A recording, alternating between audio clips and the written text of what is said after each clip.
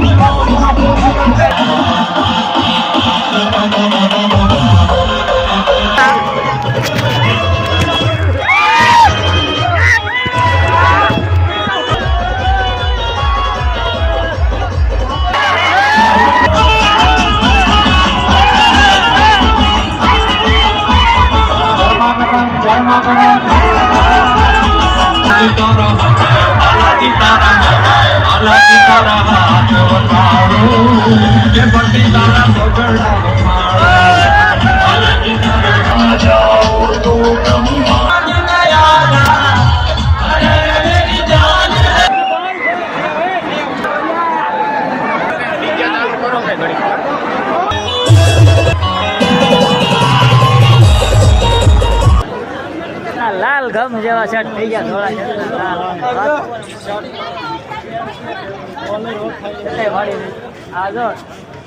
ભાઈ. સાળંગપુરમાં હોળી રમવાની ફૂલ મજા આવી. એકવાર તમે આવો કાંઈ ઘટે જ નહીં. હવે મોટા છે અમે ભાઈ હોળી આવી નથી રમા ત્યારે ફૂલ મજા આવી. એક વખત આવો ફૂલ મજા આવી. કાંઈ ઘટે હા એમ આ સુધીમાં આવી હોળી ક્યાંય નથી.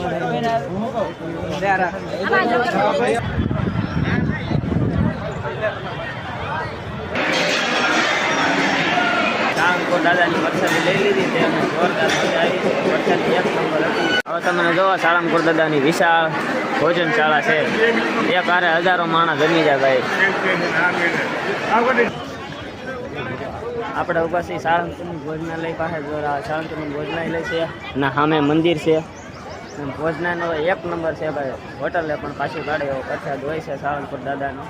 કોણે પ્રસાદી લીધી કમેન્ટ કરી દેજો. વ્લોગ ગમ્યો હોય તો લાઈક કમેન્ટ કરી દેજો અને ફોલો કરવાનું ભૂલતા નહીં. ફૂલ વ્લોગ મારી યુટ્યુબ ચેનલમાં છે. આ બધાને ભૂખ જ ન મળતી ખાવાની કદડીના.